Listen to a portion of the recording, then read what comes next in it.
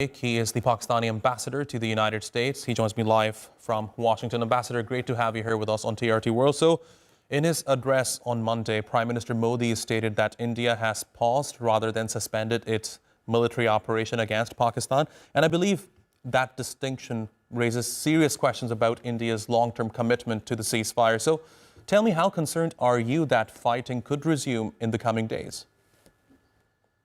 Well, thank you, Jafar Bey, for having me on your program.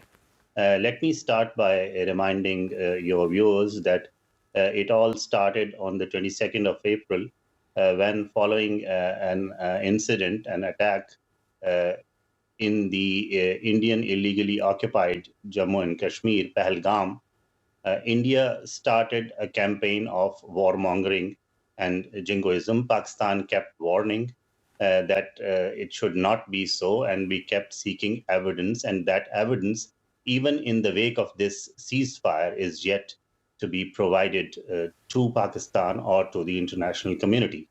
And then there were 4 days of Indian aggression, to which Pakistan resolutely responded. But even as you have mentioned, during this ceasefire, which is currently in force, Indian belligerent statements continue. The leadership has been talking of new normal. Well, in a situation which is as precariously poised as the security situation in South Asia, there is no new normal.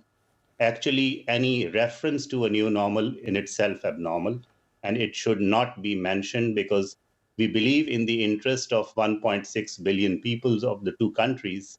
It is important not only to retain this ceasefire, but to squarely address the main issue, the core issue between the two countries of the Kashmir dispute, which would continue to plague any peace process or any durable peace in the South Asian region. Now, Ambassador, while a ceasefire may be in place militarily, I believe tensions on the diplomatic front appear to be intensifying. For example, Pakistan has now declared an Indian diplomat in Islamabad persona non grata. India has also ordered a Pakistani diplomat to leave. So, in such a climate, how can meaningful diplomacy move forward? Well, the actions go back to the Indian actions that were taken immediately after the Pahalgam incident. They reduced the number of staff at the Pakistan mission.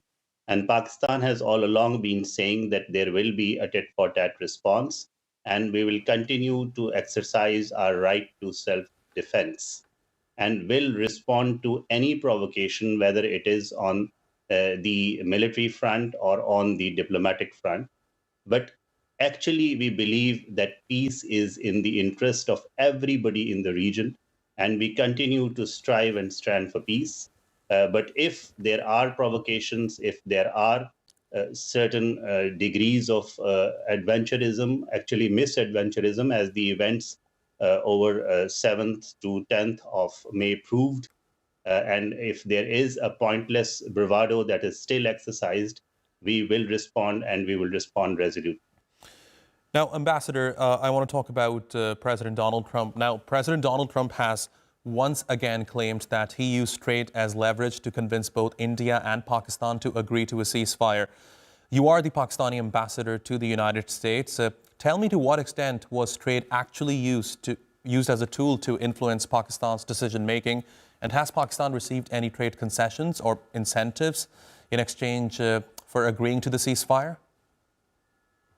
Well, trade talks with the United States are certainly separate from this incident. Actually, we were in the process of preparing for those trade talks when this incident came as a distraction, and all our energies, and of course, the energies, as you have mentioned, of the US administration itself, were focused on getting out of this crisis, de-escalating the situation. And we are grateful to the US leadership for playing a role that they have traditionally been playing in trying to de-escalate the situation. I think the emphasis now is on ensuring that the ceasefire stays. The rest of the process will be determined as has been mentioned by Secretary Rubio and others in the US leadership. And of course, we have to appreciate the efforts of Turkey, Saudi Arabia, and other friendly states in this endeavor. Whatever follows in terms of the way forward will have to be determined through a process of mediation, a third party, a third country mediation that is part of the understanding that went into this ceasefire arrangement. Now, Ambassador, before I let you go, certainly the situation in Indian-administered Kashmir remains a core issue in India-Pakistan relations, and given the recent escalations and continued military presence in the region, tell me, do you believe the international community is doing enough to address this? Well, international community has always joined de-escalatory efforts each time the situation has been tense or situation has escalated between India and Pakistan. But now, with the international attention on the Kashmir dispute, as indicated in multiple statements by the US leadership and also others, this is perhaps an opportunity to address the issue, squarely address the core issue between the two countries. Otherwise, the situation or the possibility of another escalation will continue to dangle in the face of international community and would be detrimental to any efforts for durable peace, security, and stability in the South Asian region. So it is important to address this issue right now, and we believe there is some movement towards it. I have been pointing it out in all my electronic media, print media statements, and it is encouraging that some attention is being paid, but it needs to be followed through by all friendly countries, including, of course, the United States and Turkey. Rizwan Saeed Sheikh, Pakistani Ambassador to the United States, thanks very much for talking to me here on TRT World. Really appreciate your taking out the time.